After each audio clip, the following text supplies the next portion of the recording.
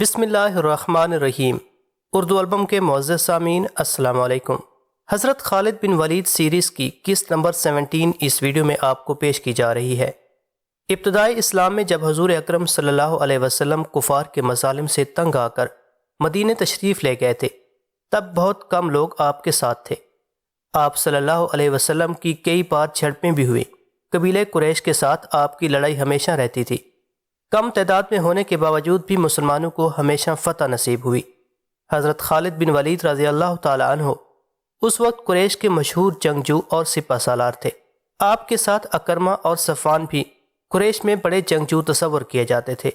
جب مختلف مقامات پر حضور اکرم صلی اللہ علیہ وسلم کے ساتھ حضرت خالد بن ولید کی جنگیں ہوئیں اور آپ صلی اللہ علیہ وسلم کو ہمیشہ فتح ہوئی، تو حضرت خالد بن ولید رضی اللہ تعالی عنہ آپ صلی اللہ علیہ وسلم کی جنگی حکمت عملی سے اس قدر متاثر ہوئے کہ آپ اسلام قبول کرنے مکہ میں حضور اکرم صلی اللہ علیہ وسلم کی خدمت میں خود ہی تشریف لے گئے تھے، جبکہ آپ کے ساتھ اکرمہ اور صفوان ابھی مسلمان نہیں ہوئے تھے اور آپ صلی اللہ علیہ وسلم سے لڑنے کے لیے ہمیشہ تیار رہتے تھے۔ ابو سفیان کو جب خبر ملی کہ رسول اللہ صلی اللہ علیہ وسلم مکہ پر کثیر تعداد میں جنگجو ساتھ لے کر آ رہے ہیں، تو ابو سفیان بھی مسلمان ہو گئے تھے، جس کا تذکرہ ہم نے قسط نمبر 16 میں کیا ہے۔ اگر آپ ویڈیو دیکھنا چاہتے ہیں تو اس ویڈیو کا لنک ڈسکرپشن میں دیا گیا ہے، اور اگر آپ نے ابھی تک ہمارے چینل کو سبسکرائب نہیں کیا تو چینل کو سبسکرائب کریں تاکہ آپ کو ہر آنے والی ویڈیو بر وقت ملتی رہے۔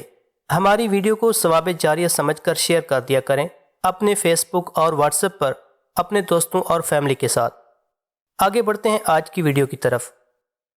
جب ابو سفیان رضی اللہ تعالی عنہ مسلمان ہو کر مکہ شہر میں داخل ہوئے تو ابو سفیان رضی اللہ تعالی عنہ کے چہرے پر اطمینان کا تاثر آ گیا تھا، مگر اس کی بیوی ہند جو الگ کھڑی پھنکا رہی تھی تیزی سے ابو سفیان کی طرف بڑھی اور اس کی مونچھیں جو خاصی بڑی تھیں اپنے دونوں ہاتھ میں پکڑ لی۔ میں سب سے پہلے تجھے قتل کروں گی، ہند نے ابو سفیان کی مونچھیں زور زور سے کھینچتے ہوئے کہا۔ بزدل بوڑھے، تو نے قبیلے کی عزت خاک میں ملا دی ہے۔ اس نے ابو سفیان کی مونچھیں موڑ کر اس کے منہ پر بڑی زور سے تھپڑ مارا اور لوگوں سے مخاطب ہو کر بولی، تم لوگ اس بوڑھے کو قتل کیوں نہیں کر دیتے جو تمہیں مسلمانوں کے ہاتھوں ذلیل و خوار کرنے کی باتیں کر رہا ہے۔ مورخ مخازی اور ابن سعد لکھتے ہیں کہ ہند نے اپنے خاوند کے ساتھ اتنا توہین آمیز سلوک کیا تھا کہ لوگوں پر سناٹا طاری ہو گیا۔ ابو سفیان رضی اللہ تعالی عنہ جیسے بت بن گیا ہو۔ اکرمہ اور صفوان ان کے درمیان میں آ گئے۔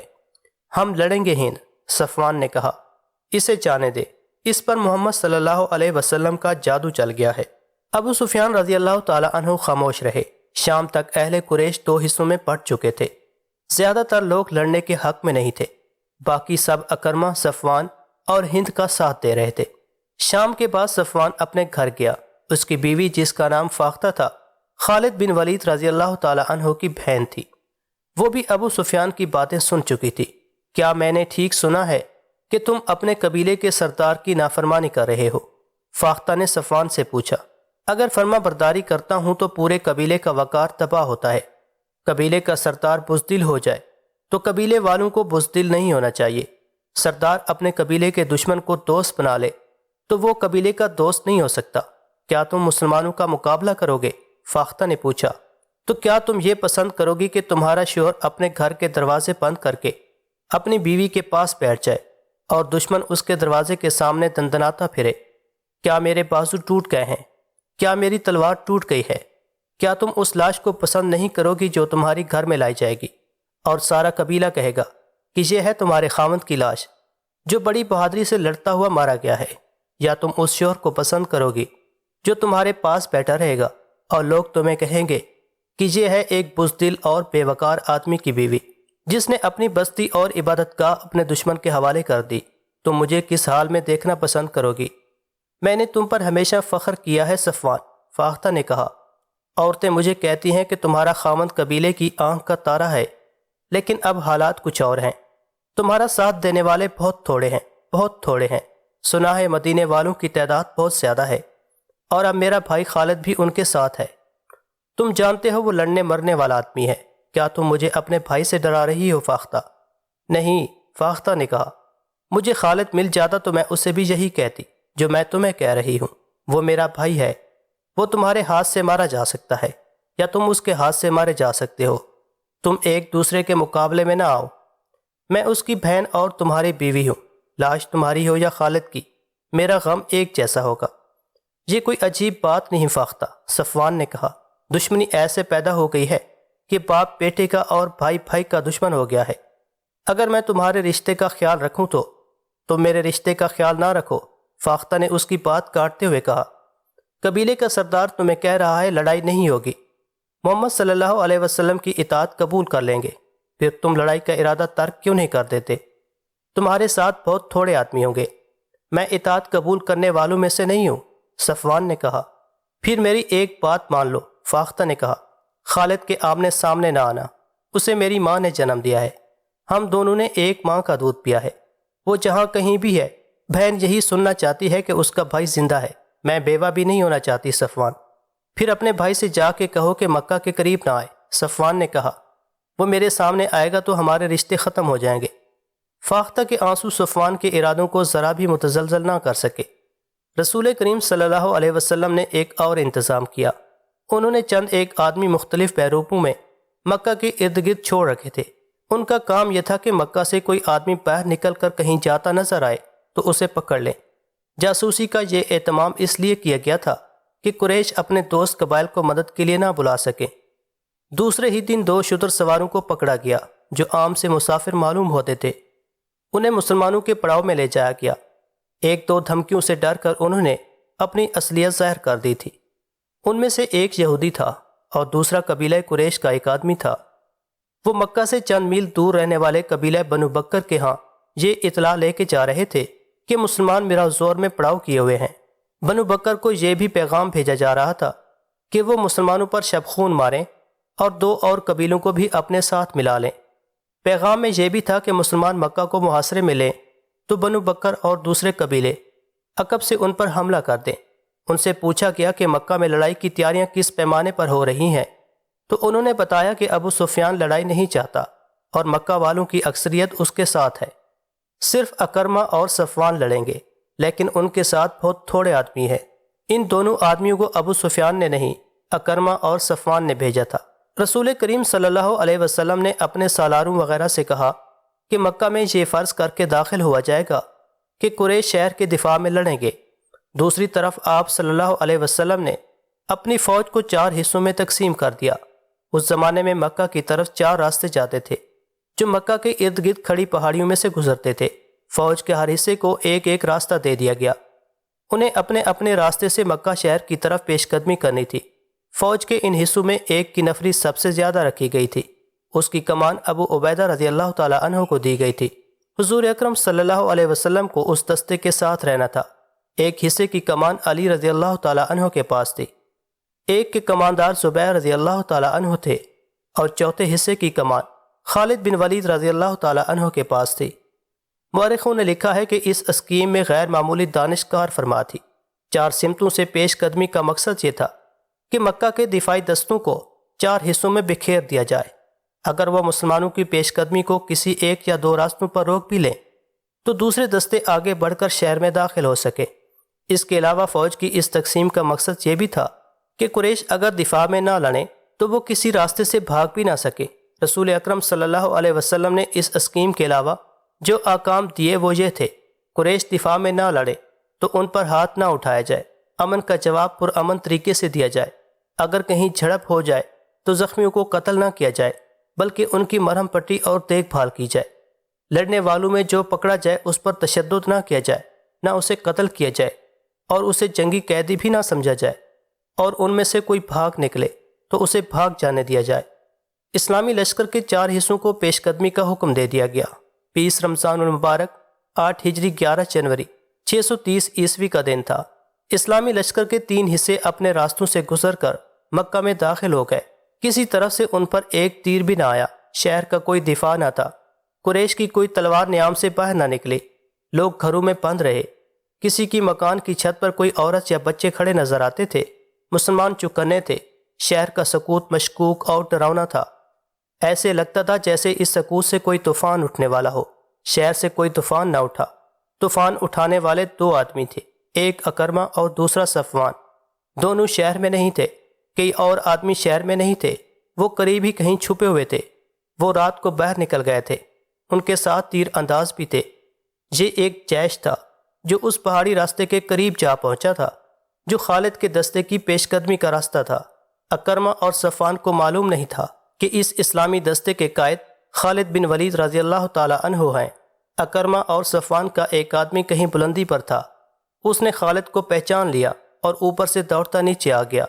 اے صفوان، اس آدمی نے صفوان سے کہا، کیا تو ہمیں اجازت دے گا کہ تیری بیوی کے بھائی کو ہم قتل کر دیں؟ میری آنکھیں دھوکہ نہیں کھا سکتی، میں نے خالد کو دیکھا ہے، اپنے قبیلے کی عزت اور غیرت سے بڑھ کر مجھے کوئی اور عزیز نہیں ہے۔ صفوان نے کہا، اگر خالد میری بہن کا خاوند ہوتا تو آج میں اپنی بہن کو بیوہ کر دیتا، مت دیکھو کون کس کا بھائی، کس کا باپ اور کس کا خاوند ہے۔ اکرمہ نے کہا، خالد میرا بھی کچھ لگتا ہے، لیکن آج وہ میرا دشمن ہے۔ خالد کا دستہ اور آگے آیا تو اس پر تیروں کی پہلی بچھاڑ آئی۔ خالد رضی اللہ تعالی عنہ نے اپنے دستے کو روک لیا۔ اے اہل قریش، خالد نے بڑی بلند آواز سے کہا، ہمیں راستہ دو گے تو محفوظ رہ جاؤ گے۔ ہمارے رسول اکرم صلی اللہ علیہ وسلم کا حکم ہے کہ اس پر ہاتھ نہ اٹھانا جو تم پر ہاتھ نہیں اٹھاتا۔ کیا تمہیں اپنی جان عزیز نہیں؟ میں تمہیں صرف ایک موقع دوں گا۔ تیروں کی ایک اور بچھاڑ آئی۔ ہم تیرے رسول اللہ صلی اللہ علیہ وسلم کے حکم کے پابند نہیں خالد۔ اکرمہ نے للکار کر کہا، ہمت کر اور آگے آ، ہم ہیں تمہارے پرانے دوست صفوان اور اکرمہ، تو مکہ میں زندہ داخل نہیں ہو سکے گا۔ خالد رضی اللہ تعالی عنہ نے تیروں کی دوسری بچھاڑ سے معلوم کر لیا تھا کہ دشمن کہاں ہیں۔ خالد بن ولید رضی اللہ تعالی عنہ نے اپنے دستے کو روک کر پیچھے ہٹا لیا اور اپنے کچھ آدمیوں کو پہاڑوں کے اوپر سے آگے بڑھنے اور تیر اندازوں پر حملہ کرنے کے لیے بھیج دیا۔ اکرمہ اور صفوان خالد بن ولید کے ان آدمیوں کو نہ دیکھ سکے۔ تھوڑی سی دیر میں یہ آدمی دشمن کے سر پر جا پہنچے۔ وادی سے خالد بن ولید نے حملہ بول دیا جو اس قدر تیز اور شدید تھا کہ قریش کے پاؤں اکھڑ گئے۔ خالد نے اوپر سے بھی حملہ کرایا تھا اور نیچے سے بھی۔ کہاں ہو اکرمہ؟ خالد بن ولید رضی اللہ تعالی عنہ للکار رہے تھے۔ کہاں ہو صفوان؟ وہ دونوں کہیں بھی نہیں تھے۔ وہ خالد کے حملے کی تاب نہ لا سکے اور خالد کو نظر آئے بغیر کہیں بھاگ گئے تھے۔ ان کا جیش بھی لاپتہ ہو گیا تھا۔ پیچھے قریش کی 12 لاشیں رہ گئی تھیں۔ مختصر سی اس جھڑپ میں 2 مسلمان جبش بن اشر اور کوز بن جابر فہری شہید ہوئے تھے۔ اسلامی فوج کے 3 حصے مکہ میں داخل ہو چکے تھے۔ خالد کا دستہ ابھی نہیں پہنچا تھا۔ سب حیران تھے کہ اہل مکہ نے مزاحمت بھی نہیں کی، پھر خالد کے نہ آنے کی کیا وجہ ہو سکتی ہے؟ ایک قاصد کو دوڑایا گیا، وہ خبر لایا کہ خالد 2 مسلمانوں کی لاشیں لے کر آ رہا ہے اور اس کے دستے نے قریش کے 12 آدمی مار ڈالے ہیں۔ رسول کریم صلی اللہ علیہ وسلم نے جب سنا تو آپ صلی اللہ علیہ وسلم بہت برہم ہو گئے۔ آپ صلی اللہ علیہ وسلم اچھی طرح جانتے تھے کہ خالد جنگ و جدل کا دل دادا ہے، اس نے بغیر اشتعال کے لڑائی مول لے لی ہوگی۔ خالد کے مکہ میں آنے کی اطلاع ملی تو رسول اللہ صلی اللہ علیہ وسلم نے انہیں بلا کر پوچھا کہ اس حکم کے باوجود کہ لڑائی سے گریز کیا جائے انہوں نے قریش کے 12 آدمیوں کو کیوں مار ڈالا؟ خالد نے حضور صلی اللہ علیہ وسلم کو بتایا کہ اکرمہ اور صفوان کے ساتھ قریش کے متعدد آدمی تھے جنہوں نے ان پر تیر برسائے۔ خالد بن ولید رضی اللہ تعالی عنہ نے یہ بھی بتایا کہ انہوں نے اکرمہ اور صفوان کو ایک موقع دیا تھا، لیکن انہوں نے تیروں کی ایک اور بچھاڑ پھینک دی۔ رسول خدا صلی اللہ علیہ وسلم نے ابو سفیان رضی اللہ تعالی عنہ سے پوچھا کہ اکرمہ اور صفوان کہاں ہیں؟ ابو سفیان نے بتایا کہ وہ مکہ کے دفاع میں لڑنے کے لیے چلے گئے تھے۔ رسول خدا صلی اللہ علیہ وسلم کو یقین ہو گیا کہ لڑائی خالد نے شروع نہیں کی تھی، مکہ پر مسلمانوں کا قبضہ ہو چکا تھا۔ رسول اکرم صلی اللہ علیہ وسلم مکہ میں داخل ہوئے تو آپ صلی اللہ علیہ وسلم کے ہمراہ اسامہ بن زید، بلال رضی اللہ تعالی عنہ اور عثمان بن طلحہ رضی اللہ تعالی عنہ تھے۔ رسول کریم صلی اللہ علیہ وسلم کو مکہ سے ہجرت کر کے مدینہ کو گئے 7 سال گزر چکے تھے۔ آپ صلی اللہ علیہ وسلم نے مکہ کے در و دیوار کو دیکھا، وہاں کے لوگوں کو دیکھا، دروازوں اور چھتوں پر کھڑی عورتوں کو دیکھا، بہت سے چہرے شناسا تھے۔ آپ صلی اللہ علیہ وسلم گزرتے چلے گئے اور کعبہ میں داخل ہو گئے، 7 مرتبہ بیت اللہ کا طواف کیا اور اللہ کا شکر ادا کیا۔ اب مکہ میں کسی کو اتنی ہمت نہیں پڑتی تھی کہ آپ صلی اللہ علیہ وسلم کو جادوگر کہے۔ یا آپ صلی اللہ علیہ وسلم پر پھپتی کسے۔ اہل قریش چہروں پر خوف و ہراس کے تاثرات لیے اپنے انجام کے منتظر کھڑے تھے۔ عربوں کے ہاں اپنی بے عزتی اور قتل کے انتقام کا رواج بڑا بھیانک تھا۔ رسول اللہ صلی اللہ علیہ وسلم نے حکم دے دیا تھا کہ جو امن قائم رکھیں گے ان کے ساتھ پرامن سلوک کیا جائے گا۔ اس کے باوجود قریش ڈرے سہمے ہوئے تھے۔ اہل قریش حضور صلی اللہ علیہ وسلم نے لوگوں کے سامنے رک کر پوچھا، خود بتاؤ تمہارے ساتھ کیا سلوک ہو؟ لوگوں کی آوازیں بلند ہوئی۔ وہ خیر اور بخشش کے طلبگار تھے۔ اپنے گھروں کو جاؤ۔ حضور صلی اللہ علیہ وسلم نے فرمایا، ہم نے تمہیں بخش دیا ہے۔ رسول اللہ صلی اللہ علیہ وسلم کے حیات مقدسہ کی عظیم گھڑی تو وہ تھی جب آپ صلی اللہ علیہ وسلم نے کعبہ میں رکھے ہوئے بتوں کی طرف توجہ دی۔ بتوں کی تعداد 360 تھی۔ ان میں سے ایک بت حضرت ابراہیم علیہ السلام کا بھی تھا۔ اس بت کے ہاتھوں میں تیر تھے۔ ان تیروں سے بت خانے کے پیشوا فال نکالا کرتے تھے۔ حضور صلی اللہ علیہ وسلم کے ہاتھ میں ایک موٹی اور مضبوط لاٹھی تھی۔ آپ صلی اللہ علیہ وسلم نے اس لاٹھی سے بت توڑنے شروع کر دیے۔ آپ صلی اللہ علیہ وسلم اپنے جد امجد حضرت ابراہیم علیہ السلام کی سنت کو زندہ کر رہے تھے۔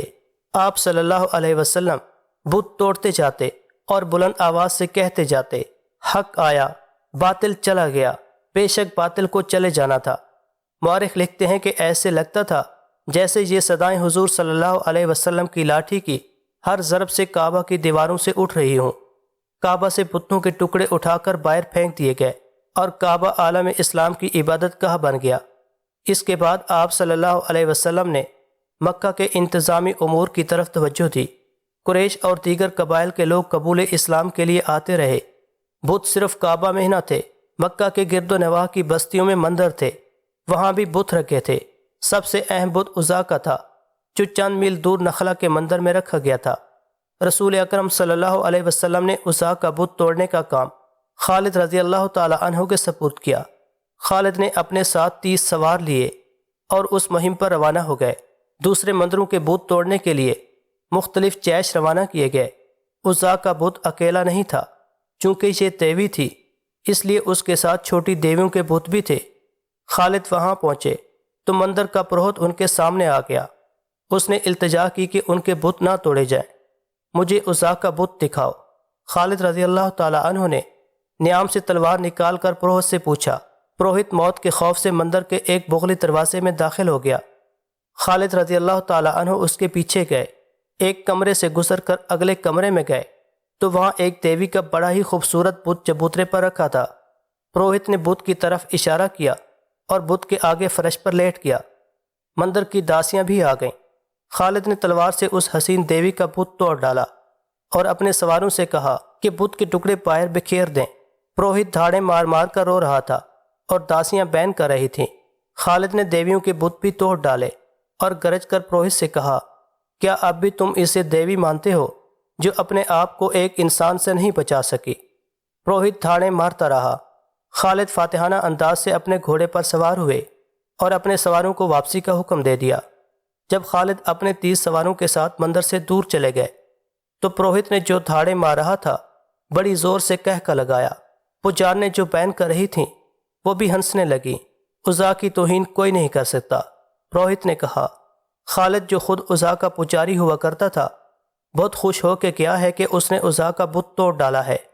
عزا زندہ ہے، زندہ رہے گی یا رسول اللہ صلی اللہ علیہ وسلم۔ خالد نے حضور صلی اللہ علیہ وسلم کو اطلاع دی کہ میں عزا کا بت توڑ آیا ہوں۔ کہاں تھا یہ بت؟ حضور صلی اللہ علیہ وسلم نے پوچھا۔ خالد نے وہ مندر اور اس کا وہ کمرہ بتایا جہاں انہوں نے وہ بت دیکھا اور توڑا تھا۔ تم نے عزا کا بت نہیں توڑا خالد۔ رسول کریم صلی اللہ علیہ وسلم نے فرمایا، واپس جاؤ اور اصلی بت توڑ کر آؤ۔ مورخ لکھتے ہیں کہ عزا کے 2 بت تھے، ایک اصلی جس کی پوجا ہوتی تھی، دوسرا نقلی تھا۔ یہ غالباً مسلمانوں کو دھوکہ دینے کے لیے بنایا گیا تھا۔ خالد کا خون کھولنے لگا۔ انہوں نے اپنے سواروں کو ساتھ لیا اور نخلا کو روانہ ہو گئے۔ مندر کے پروہت نے دور سے گھڑ سواروں کو آتے دیکھا تو اس نے مندر کے محافظوں کو بلایا۔ وہ پھر آ رہے ہیں۔ پروہت نے کہا، انہیں کسی نے بتا دیا ہوگا کہ اصلی بت ابھی مندر میں موجود ہے۔ کیا تم عزا کی عزت کی حفاظت کرو گے؟ اگر کرو گے تو عزا دیوی تمہیں مالا مال کر دے گی۔ کچھ سوچ کر بات کر مقدس پیشوا ایک محافظ نے کہا، کیا ہم 2-3 آدمی اتنے زیادہ گھڑ سواروں کا مقابلہ کر سکتے ہیں؟ اگر عزا دیوی ہے تو یہ اپنے آپ کو ضرور بچا لے گی۔ ایک اور محافظ نے کہا، اس کے لہجے میں طنز تھی، کہنے لگا، دیوی دیوتا انسانوں کی حفاظت کیا کرتے ہیں، انسان دیوتاؤں کی حفاظت نہیں کیا کرتے، پھر عزا اپنی حفاظت خود کرے گی۔ پروہت نے کہا۔ حضرت خالد بن ولید کے گھوڑے قریب آ گئے تھے۔ محافظ مندروں کی پجاروں کو ساتھ لے کر بھاگ گئے۔ پروہت کو یقین تھا کہ اس کی دیوی اپنے آپ کو مسلمانوں سے بچا لے گی۔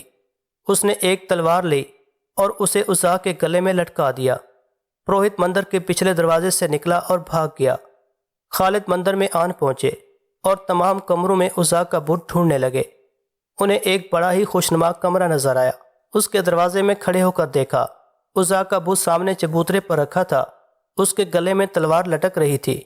یہ بت ویسا ہی تھا جیسا خالد پہلے توڑ گئے تھے۔ اس بت کے قدموں میں لوبان چل رہا تھا۔ کمرے کی سجاوٹ اور خوشبو سے پتہ چلتا تھا کہ یہ عبادت کا کمرہ ہے۔ خالد نے دہلیز سے آگے قدم رکھا تو ایک سانولے رنگ کی ایک جوان عورت جو بالکل برہنہ تھی خالد کے سامنے آ گئی۔ وہ رو رہی تھی اور فریادیں کر رہی تھی کہ بت کو نہ توڑا جائے۔ مورخ لکھتے ہیں کہ یہ عورت خالد بن ولید کے ارادے کو متزلزل کرنے کے لیے برہنہ ہو کر آئی تھی، اور اس کے رونے کا مقصد خالد کے جذبات پر اثر ڈالنے کے سوا اور کیا ہو سکتا تھا۔ خالد آگے بڑھے تو اس عورت نے بازو پھیلا کر خالد کا راستہ روک لیا۔ خالد نے نیام سے تلوار نکالی اور اس عورت پر ایسا زوردار وار کیا کہ اس کا ننگا جسم 2 حصوں میں کٹ گیا۔ خالد غصے سے بپھرے ہوئے بت تک گئے اور اس کے کئی ٹکڑے کر دیے۔ طاقت اور خوشحالی کی دیوی اپنے آپ کو ایک انسان سے نہ بچا سکی۔ خالد مندر سے نکل کر گھوڑے پر سوار ہوئے اور ایڑ لگا دی۔ ان کے سوار ان کے پیچھے جا رہے تھے۔ مکہ پہنچ کر خالد رسول اکرم صلی اللہ علیہ وسلم کے حضور پہنچے۔ یا رسول اللہ صلی اللہ علیہ وسلم، خالد نے کہا، میں عزا کا بت توڑ آیا ہوں۔ ہاں خالد، رسول اللہ صلی اللہ علیہ وسلم نے فرمایا، اب تم نے عزا کا اصلی بت توڑا ہے، اب اس خطے میں بت پرستی نہیں ہوگی۔ قریش کا مشہور اور جوشیلا سالار اکرمہ مکہ کے راستے میں خالد کے خلاف آخری مار کا لڑ کر روپوش ہو گیا تھا۔ اس نے اور صفوان نے اپنے قبیلے کے سردار کی حکم عدولی کی تھی۔ اسے اپنا انجام بہت برا نظر آ رہا تھا۔ اسے یہ بھی معلوم تھا کہ رسول کریم صلی اللہ علیہ وسلم بھی اس کی یہ خطا نہیں بخشیں گے کہ اس نے اسلامی فوج کے ایک دستے پر حملہ کیا اور اس دستے کے 2 آدمی شہید کر دیے تھے۔ اکرمہ کی بیوی مکہ میں تھی۔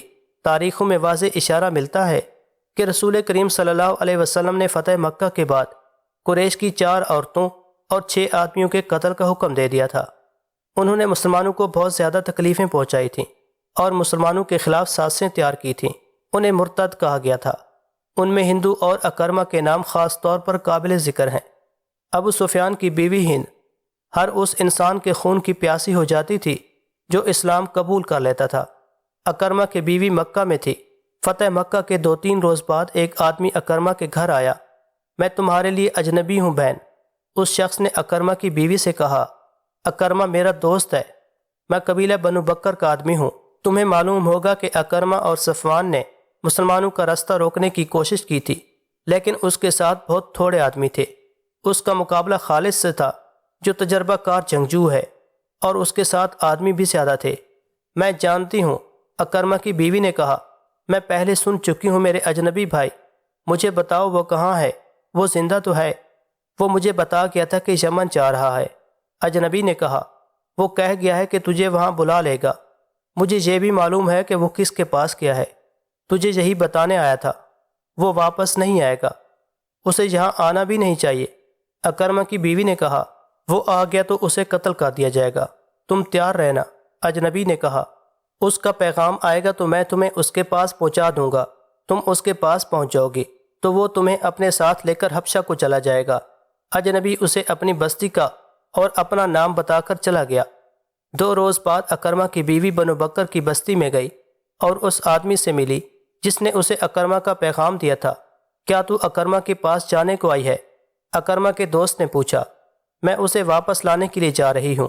اکرمہ کی بیوی نے کہا، کیا تو نہیں جانتی کہ وہ آیا تو اسے قتل کر دیا جائے گا؟ اسے قتل نہیں کیا جائے گا، اکرمہ کی بیوی نے کہا، میں نے اسلام قبول کر لیا ہے اور رسول اکرم صلی اللہ علیہ وسلم نے میری فریاد پر میرے شوہر کو معاف کر دیا ہے۔ کیا تو نے محمد صلی اللہ علیہ وسلم کو اللہ کا رسول مان لیا ہے؟ مان لیا ہے۔ محمد صلی اللہ علیہ وسلم نے تمہارے ساتھ سودا کیا ہوگا۔ اکرمہ کے دوست نے کہا، اس نے تمہارے آگے یہ شرط رکھی ہوگی کہ تم اور اکرمہ اسلام قبول کر لو تو؟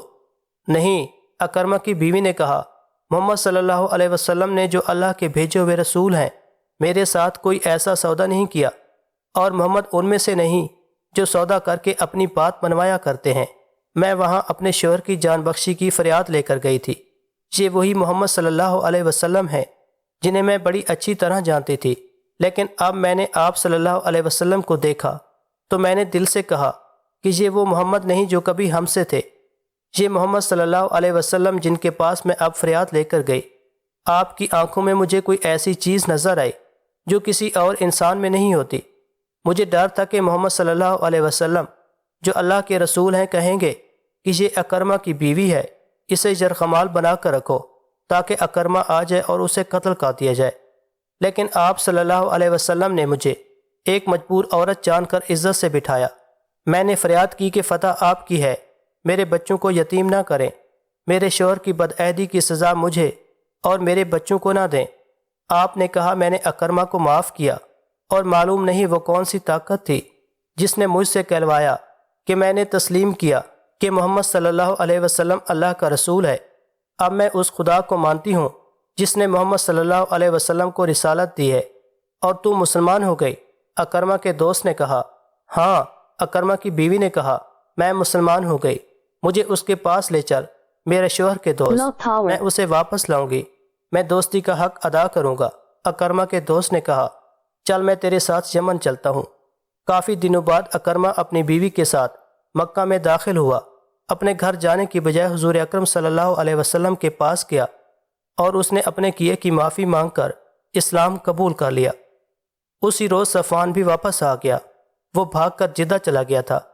ایک دوست اس کے پیچھے کیا اور اسے کہا کہ وہ سالاری رتبے کا جنگجو ہے اور اس کی قدر رسول کریم صلی اللہ علیہ وسلم ہی جان سکتے ہیں۔